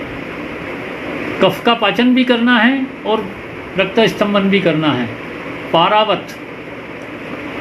पारावत जो है उसका सकृत, ग्रंथित रक्तपित्त में पारावत सकृत का उपयोग किया है। तो ये हमको जो सिद्धांत है उसको बारंबार अभ्यास करके ही आप उस अभ्यास में आएंगे। चिंतन की जो विधा है, कोरोना भाई वो तो उनका डायग्नोसिस है, that is a laboratory level. Corona is a level from the laboratory. The laboratory is saying that he is positive for corona. अरे भाई व्याधि क्या हो रही शरीर में, शरीर में दोषों का परिवर्तन क्या हो रहा है, ये जानना और इसके हिसाब से फिर औषधि का निर्णय करना, ये आपकी चिकित्सा है। आपको क्या पता कोरोना है कि बैक्टीरिया है, उसमें स्टेफिलोकोकाई है कि स्ट्रेप्टोकोकाई है। और स्ट्रेप्टोकोकाई या कोरोना में आपके यहाँ तो आयुर्वेद में तो कहीं डिफ्रेंशिएट नहीं किया है। आपके यहाँ जो भी निर्णय किया है, हमारे यहाँ जो चिंतन किया है वो लक्षणानुरोध से किया है और तदनुसार हमने जो है औषधि का निर्णय करना है। तो निश्चित रूप से थ्रोम्बोसाइटोपेनिया में आप रक्तपित्त को बार बार पढ़िए और रक्तपित्त की विभिन्न स्थितियों को और विभिन्न स्थितियों में चिकित्सा के सिद्धांतों को पढ़िए, तो आपको जो है थ्रोम्बोसाइटोपेनिया हो विजुअल बता रहे हैं उसका आपको दिशा मिल जाएगी। जी पूछ रहे हैं कि सोरियोसिस को त्वचागत व्याधि में किस व्याधि की तरह चिकित्सा करनी चाहिए। ये सोरियोसिस जो है ये त्वचा की व्याधि मत समझिए इसको। Psoriasis is not skin deep only, it is not a skin deep disease. ये डिसीज पूरी मेटाबॉलिज्म की है। दोष जो हैं स्वस्थान में कुपित होके रस, रक्त, मांस, मेद, अस्थि, मज्जा तक चले जाते हैं। और रस जो है वो त्वचा का स्थान है, तो आरंभ में त्वचा में विकार करते हैं। फिर उन्होंने कुष्ठ के भेद में कहा है कि आंखें यदि लाल हो रही तो मज्जागत चला गया वो, तो किस धातु तक गया है तदनुसार औषधि का वो करिए। नाम देने के लिए टीटी पे कह दिया है उन्होंने सोरियोसिस को। चिकित्सा कैसे करना है, चिकित्सा के लिए जो हमारे कुष्ठ त्वचा के सिद्धांत हैं उनको फॉलो करते हुए सोरियोसिस की चिकित्सा करना है। इसमें संशोधन, रक्तमोक्षण और उसके बाद जो है कुष्ठघ्न, संशोधित रक्तमोक्षण कुष्ठघ्न औषधियाँ उपयोग में लेना है। सोरियोसिस में फ़ायदा होता है। जिनको 1 साल नहीं हुआ वो तो ठीक हो जाते हैं। हमने देखे हैं कि जिनको साल भर नहीं हुआ वो तो ठीक हुए हमारे पास। न्यूरोजेनिक ब्लेडर की बात कर रही हैं संतोष गुप्ता जी। न्यूरोजेनिक ब्लेडर की चिकित्सा देखिए, ब्लेडर कहाँ का है, बस्ती किसका स्थान है, अपान वायु का। अपान वायु का स्थान में वायु अपने स्थान में कुपित हुई है। स्व स्थान में कुपित हुई वायु को पहले वायु को जीतिए के लिए उसको आप बस्ती चिकित्सा करिए। 3 दिन स्नेह बस्ती लगाइए, उसके बाद जो है अनुवासन, आस्थापन क्रम, योग बस्ती का पूरा क्रम करिए। उसके बाद गोक्षूर मूत्रकच्छ अनिल हराणा, देखिए पुनर्नवा भी मूत्रकच्छ हर है, गोक्षूर भी है, शीत परपटी भी है। अब शीत परपटी, गोक्षूर और पुनर्नवा, इनको हमको डिफरेंशिएट करना पड़ेगा।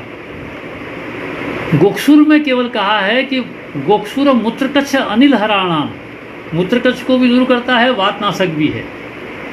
तो न्यूरोजेनिक ब्लेडर में ये मूत्रकच्छ और वातनाशक गोक्षुर कार्यकारी है। लेकिन पुनर्नवा कर उसका देखिए अलग एक्शन है, और शीतल परपटी उसका अलग एक्शन है। तो जो काम करने वाली औषधियाँ हैं मूत्र वह संस्थान में या मूत्र वह स्रोतस में, और स्थान को देखिए, लक्षण को देखिए, तदनुसार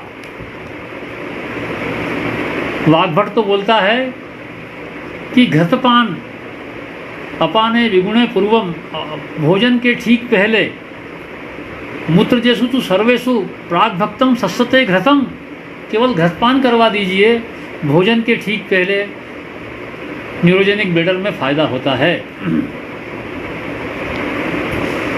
राजेंद्र सिंह पूछ रहे हैं पित्तज कलावे का ट्रीटमेंट कैसे करें।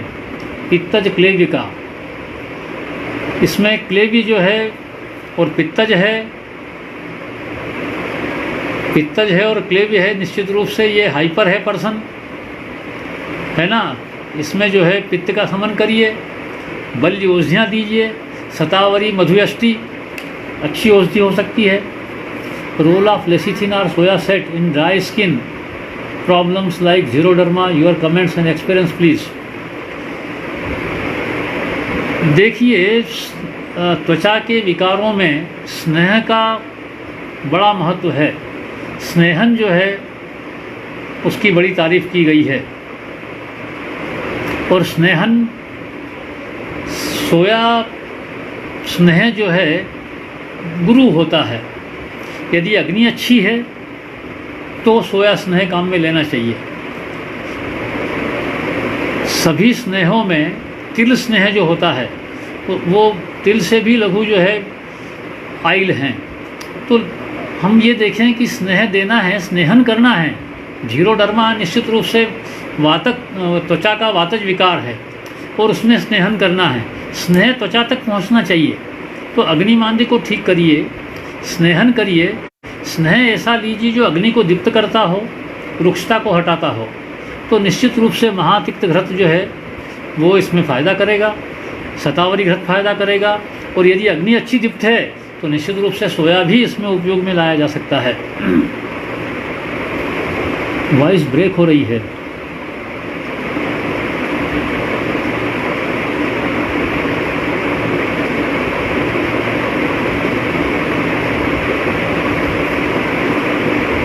अष्टाविंशति यवागु के प्रयोग, जो यवागु दी हुई है वो उन्होंने बड़ा अच्छा एग्जाम, श्वेता जी का प्रश्न है, बड़ा अच्छा एग्जाम्पलीफाई किया है औषधि की योजना कैसे की जाती है। तक्रेण युक्तम यवचूर्णम उष्णम ससार अर्ति जठरे निहन्यात, ये एक उसी में दिया हुआ है जहाँ अष्टाविंशति यवागु की जहाँ बात की है। और हमने एक केस में, आवाज़ आ रही है ना स्पष्ट, हमने एक केस में जो है जौ के आटे को उबाला छाछ में, और जब उसकी लाई बन गई तो उसमें यवकसार डाला और उसका पेट पे लेप किया। आपको आश्चर्य होगा कि जिनको अपेंडिक्स वो लंप डिज़ाल्व हो गया, वो सोथ वहाँ से हट गया और सूल भी हट गया। तो इस तरह यवागु जो है मैंने प्रभावी पाई है।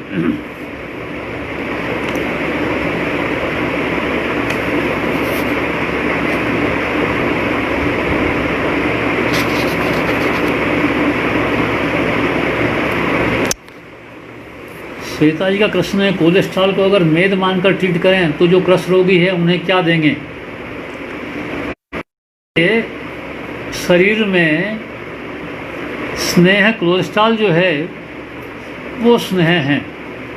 घृत के अधिक सेवन से या स्नेह के अधिक सेवन से कोलेस्ट्रॉल बढ़ता है, ऐसा इनका अध्ययन है। आप स्नेहा अध्याय पढ़िए चरक का। स्नेहा अध्याय जो चरक का है उसमें वो कहते हैं तक्र की जो यवागु है, तक्र की यवागु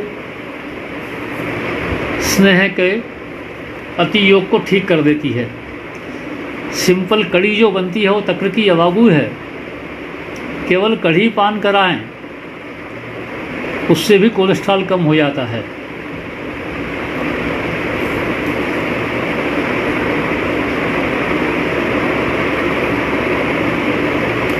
रूपा करकानिस, रूपा जी का क्वेश्चन है, प्रमेय में जब मानस मनसा शैथिल्य आता है तो कैसे विचार करें?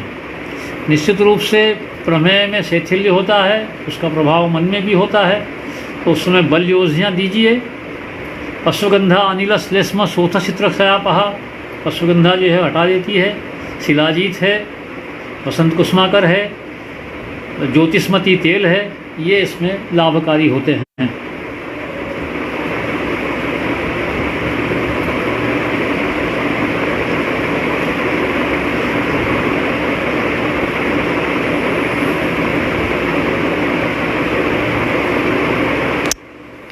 धर्मेंद्र पटेल, आपका क्वेश्चन है, गृहस्थी रोग में बार बार रिकरेंस होता है, मार्गदर्शन कीजिए। देखिए, गृहस्थी वातात्मक वात कफात्मक होती है। जो वातात्मक गृहस्थी है उसमें रिकरेंस बार बार होगा, उसमें आप बल योजना दीजिए लगातार। एक बार सुलग्न प्रयोग कर लीजिए, सुलग्न में वातगजांकुश, त्रयोदशांग गुग्गुल ये लाभ कर देते हैं। उसके बाद उसको जो है अश्वगंधा और सौंठ और विषाण जैसी चीज़ें में अश्वगंधा 4 भाग, शुंठी 1/4 और उसके साथ विषाण, ये मिला के खिलाता हूँ और उससे पेशेंट को बहुत फ़ायदा हुआ है।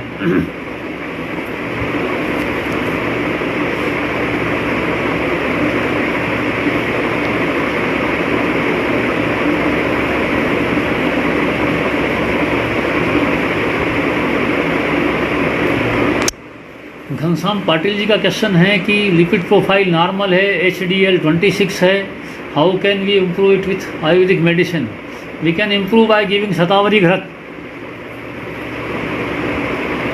शतावरी घृत दे सकते हैं।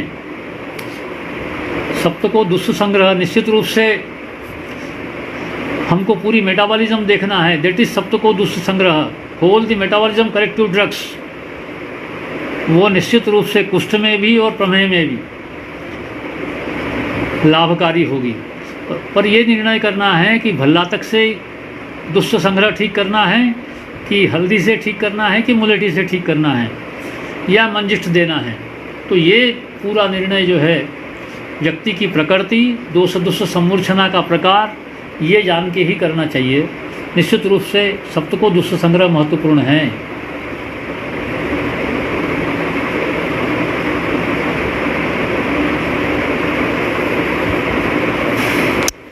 Sir ji, treatment for intestinal adhesions, intestinal adhesions जो हैं निश्चित रूप से बाहर के लेप से फ़ायदा होगा।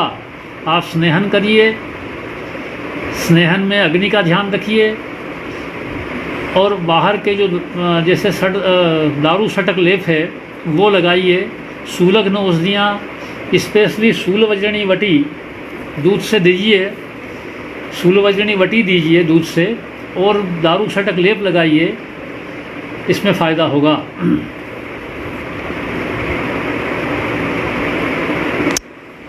शिवराज सिंह जी का प्रश्न है कि सोरियासिस स्किन का रोग नहीं है तो फिर आपने कुष्ठग्न औषधियाँ लेने को क्यों कहा? आपका क्वेश्चन बड़ा अच्छा है। देखिए, विकार का प्रकटीकरण कहाँ हो रहा है? विकार का प्रकटीकरण त्वचा में हो रहा है।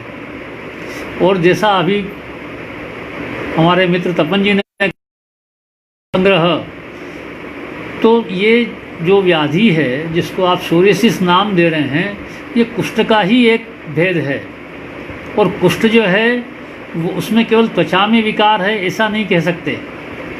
कुष्ठ में तो संपूर्ण शरीर में ही विकार होता है, पूरे सभी दुष्ट विकृत हैं। हमको देखना है कहाँ तक कुष्ठ गया है, रसगत है, रक्तगत है, मांसगत है, सबके लक्षण शास्त्र में अलग अलग दिए हैं।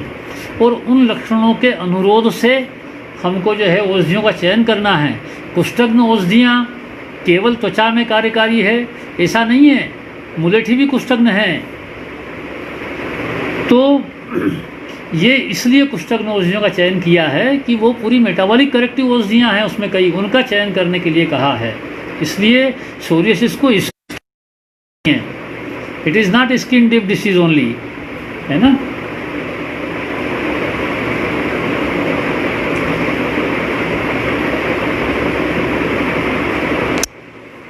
अर्चना चौधरी जी पूछ रही हैं कि वातज ग्रहणी साम मल की चिकित्सा का संबंध में मार्गदर्शन दीजिए। वातज ग्रहणी जब हम कहते हैं और मल की सामता के बारे में बात करते हैं कि मल साम है, वातज ग्रहणी है, निश्चित रूप से स्नेह जो ऐसे हैं जो दीपन पाचन स्नेह हैं उन्हीं का इसमें निर्देश है। दीपन पाचन स्नेह का उपयोग करिए। चित्रकादिवटी घृत से दोगे, भोजन के मध्य में मक्खन खिलाओगे, तिल्ली खिलाओगे, तो वातज ग्रहणी में तिल्ली, मक्खन और स्नेह ऐसे जो दीपन पाचन हों, आप देख लीजिए। यदि कफ का अनुबंध है तो चित्रकादि घृत बनवा लीजिए, यदि कफ का नहीं है, पैत्तिक है, तो तिक्त घृतों का उपयोग करिए। वातज ग्रहणी में फ़ायदा होता है और मलों का पाचन भी होता है।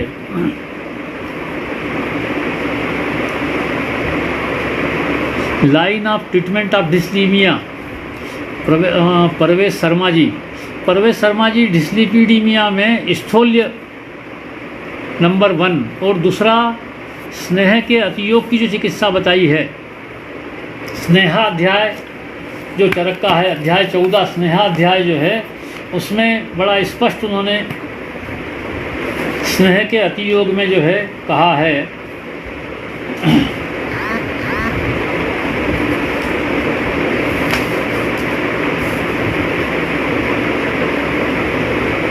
मैं आपको एक ही श्लोक देता हूँ उसका,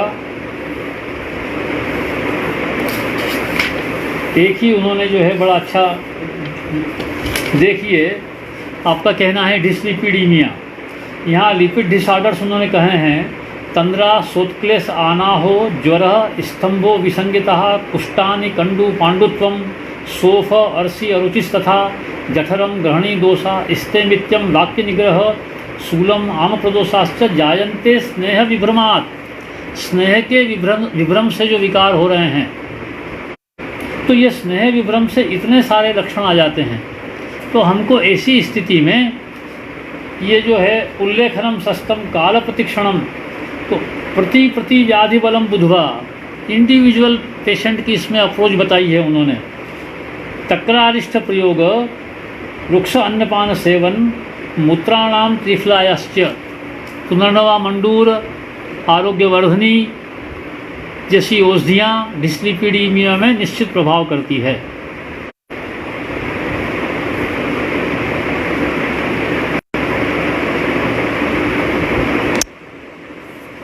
नवीन शर्मा जी का क्वेश्चन है, प्रमेह में अगर PP specially post lunch around 4-5 PM 450-500 high रहती है,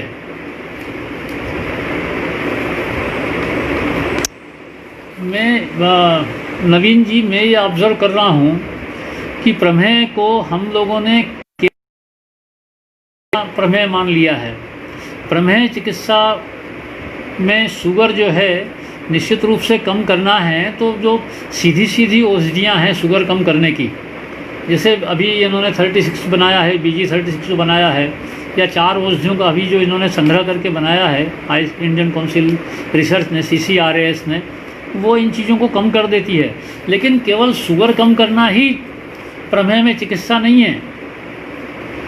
प्रमेह का जो मैनेजमेंट है उसमें उन्होंने बड़ा गणित किया है और लक्षणों को जिस तरह विश्लेषित किया है वो बड़ा, आप केवल शुगर को वो मत करिए, लक्षण देखिए, मुहुर्मुहुर मूत्र प्रवृत्ति है क्या, आलस्य गौरव है क्या, कष्ट तो नहीं है वो, ये सब देख के फिर उसको जो है केवल लेखन कर देना। केवल ये 450-500 को आप केवल दाना मेथी देंगे और मामे जवा देंगे, ऐसी जो चीज़ें हैं 8-10 चीज़ें वो देंगे, शुगर लेवल कम हो जाएगा। लेकिन शुगर लेवल कम कर देना ही प्रमेह की चिकित्सा नहीं है। ये देखिए, स्थौल्य की चिकित्सा जो है प्रमेह में बड़ी प्रभावी है। स्थौल्य के जो लक्षण हैं वो प्रमेह के पुरुरूप हैं। और देखिए, जिन लक्षणों को उन्होंने पुरुरूप में लिया है, पुरुरूप में वो कहते हैं कि मधुमेह में धावंती पिपीलिकाश्च हस्तपादांगदाह, ये उन्होंने पुरुरूप में रखा है। और ऐसा क्यों किया है? साध्यासाध्यता का निर्णय करने के लिए किसको जो है पुरुरूप में रखा है, किसको रूप में रखा है, लक्षण तो वही हैं। तो उनको जो डिवाइड कर दिया है उन्होंने, वो साध्यासाध्यता निर्णय के लिए किया है। शुगर को निश्चित रूप से क्राइटेरिया आप रखिए, लेकिन लक्षण समुच्चय के आधार पे ये निर्णय करिए कि ये शुद्धवातज है, कफज प्रमेह है या पित्तानुबंधी है, और फिर औषधि का निर्णय करिए। हमारे यहाँ प्रमेह गज केसरी है, चंद्रप्रभा है, शिवा गुटिका है, आरोग्यवर्धनी भी प्रमेह में लाभप्रद है, आरोग्यवर्धनी है, बल्य औषधियाँ भी है। केवल नागर मोथा दे के भी लाभ देखा। ये इसका रस पिला दीजिए, इसका रस बिल्लू पत्र का रस सवेरे 2 चम्मच, और आप पाएंगे कि फ़ायदा हो रहा है।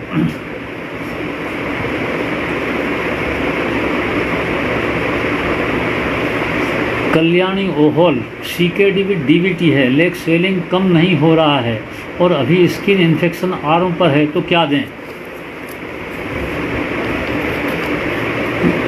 ये देखिए Kalyani ji, CKD, DVT, deep vein thrombosis and chronic disease, kidney disease जो आप बता रही हैं, और डीप वेन थ्रोम्बोसिस भी बता रही हैं, आप वातरक्त पढ़िए, इसमें करिए। वातरक्त जो है उसकी चिकित्सा से इसमें फ़ायदा होगा। वातरक्त में वो कहते हैं रक्तमार्गम निहंत्यासु शाखा संधिसु मारुतः ते अन्योन्यम आवार्य वेदना भी। DVT हो गया, डीप वेन थ्रोम्बोसिस, रक्तमार्गम निहंत्यासु हुआ है, वहाँ क्षार प्रयोग करिए, अपामार क्षार दीजिए, और देखिए कि क्रस है या स्थूल है, और पुनर्नवा दीजिए, पुनर्नवा घृत दीजिए, पुनर्नवा घृत के साथ सार दीजिए, तो इसमें फ़ायदा होगा। मेरा ये कहना रहता है, आमता के लक्षण हैं, शोथ है यदि पाँव पे, तो शोथ जो है वो आमता बता रही है, अधोभाग में शोथ है, तो गुरुता है रस में, तो रस की गुरुता को कम करिए। आयुर्वेद चिंतन से उसको पूरा एनालाइज करिए, केवल उनके लेवल से कंफ्यूज मत होइए। यदि आप ये कंफ्यूज होंगे कि CKD बोल दिया है तो हम क्या करें, आपने क्या समझा है उसमें, हमने जो समझा है, इस पूरी स्थिति में पाँव में सूजन है, स्किन में कंडू हो रही है, उनका लेवल है CKD। आम का पाचन करिए, मूत्र प्रवर्तन करिए, बल्य औषधि दीजिए। कई बार जो है CKD में शोथ इसलिए बन जाता है कि उसमें बल क्षय हो जाता है। जितने प्रश्न में पढ़ रहा हूँ सब में मुझे एक बात दिख रही है कि they are asking on the levels of modern medicine. जैसे कल्याणी जी पूछ रही हैं, एडोलसेंट एज में एग्रेसिवनेस का कैसे विचार करें। एडोलसेंट एज में एग्रेसिवनेस जो हो रही है वो बढ़ी हुई वायु है, वायु जो है मस्तिष्क में बड़ी है, उनको शंखपुष्पी पिलाइए तो लाभ होगा।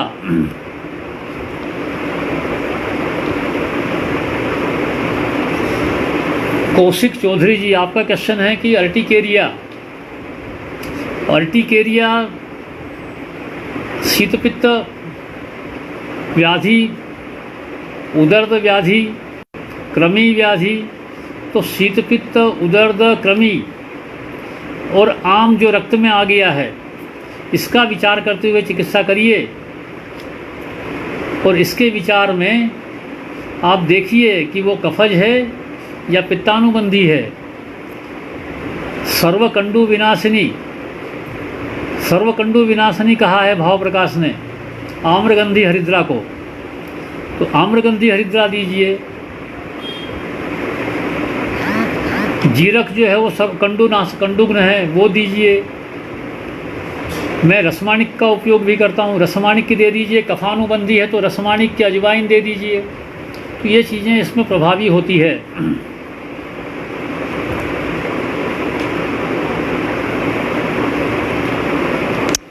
Doctor Pinal Rana, uterine tuberculosis में क्या कर सकते हैं हम? इसमें उत्तर बस्ती का विधान करते हैं। क्षार तेल जो है वो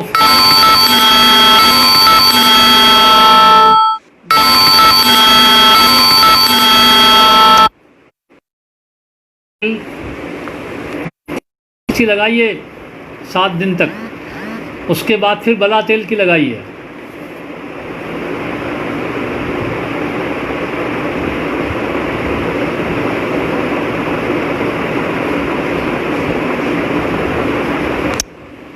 line of treatment for child brain injury and how to increase oxygen level which herb which will be beneficial. बच्चा यदि अदरवाइज ठीक है तो उसको आप ज्योतिषमती का उपयोग करिए। ज्योतिषमती तेल जो है, मैं श्री गोपाल तेल भी बच्चों को पिलाता हूँ। श्री गोपाल तेल और ज्योतिषमती तेल दोनों मिला लीजिए 30 ml और ½ ml रोज़ दीजिए दूध में डाल के, बच्चे के उसमें फ़ायदा होगा।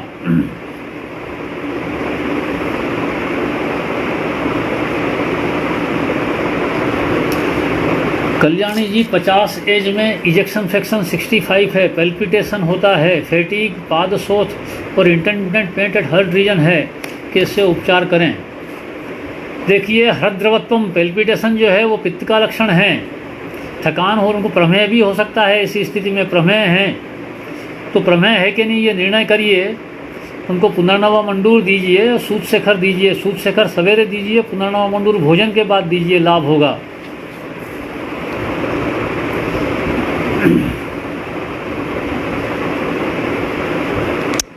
कैंसर जैसे जटिल रोग में चिकित्सा सूत्र निर्देश करें। युगपत विषम धातुओं को साम्य अवस्था में लाने के लिए उन्होंने सूत्र दिया है। तपन जी से हमारा डिस्कशन जब होता था, हम जामनगर में थे, तो हमने कहा युगपत सम अवस्था में ले आता है, वो कैंसर का सूत्र है। देखिए कैंसर कहाँ का है, तदनुसार जो है कई औषधियाँ एंटी कैंसर है। लोकनाथ रस, कांचनार गुग्गुल, भल्ला तक के योग, इनका उपयोग करिए। लक्षण जरूर जानिए। टेंडेंसी है तो भल्ला तक मत दीजिए। तो कांचनार गुग्गुल, लोकनाथ, भल्ला तक, ये जो है इसमें निश्चित रूप से फ़ायदा करते हैं।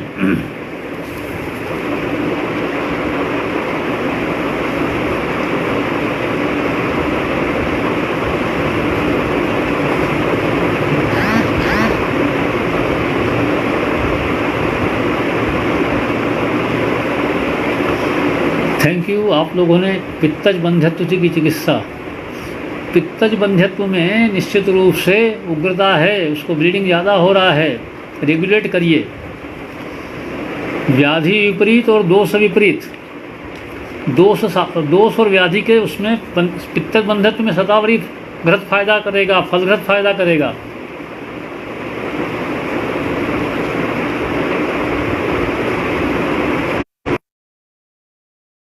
निश्चित रूप से ये जो ब्रेन की बात कर रहे हैं, line of treatment for child brain injury and how to increase oxygen level which herb will be beneficial, या Jyotishmati will be beneficial, Jyotishmati Telam.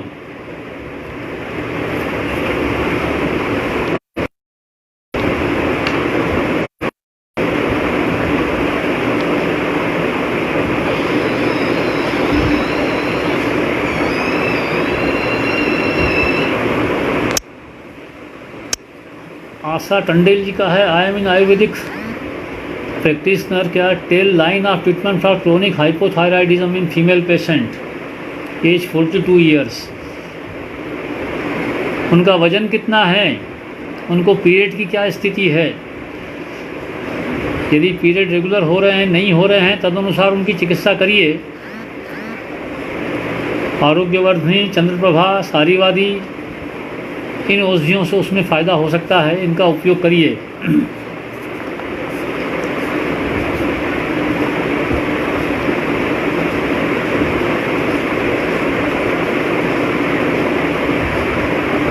Uterine to इंद्रलुप्त सही होकर रिकरेंस होता है। रिकरेंस इसलिए होता है कि उसको इंद्रलुप्त में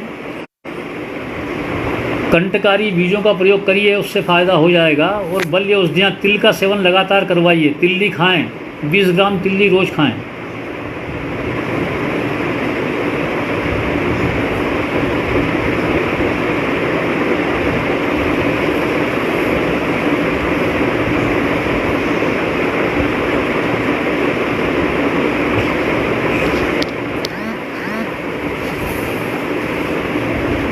ठीक, थैंक यू फॉर लिसनिंग।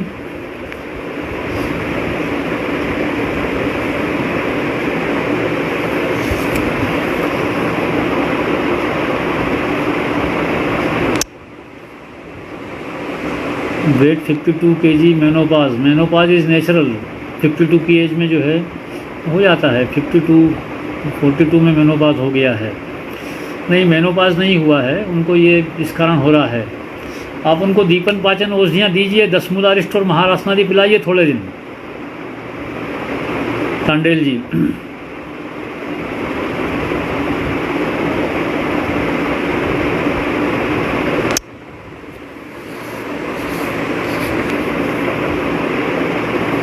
गुलाम क्या है? गुलाम मतलब क्या? गुल्म के बारे में पूछ रहे हैं? गुल्म ग्रंथियां हैं।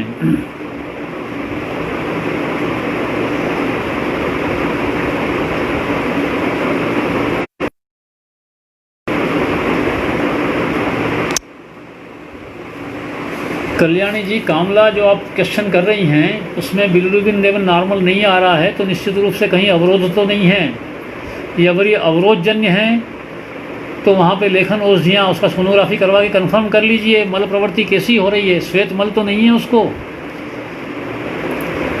तिल पिष्ट निभव वर्च यदि निकल रहा है तो तिल पिष्ट निभव में जो है आपको दवाइयाँ देना पड़ेगी। त्रिकटु नींबू जो तिल पिष्ट निभव है, अवरोधज है, तो वहाँ अवरोध हटाना पड़ेगा।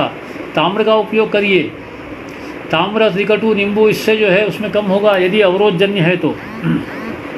ये निर्णय करिए कामला कौन सा है।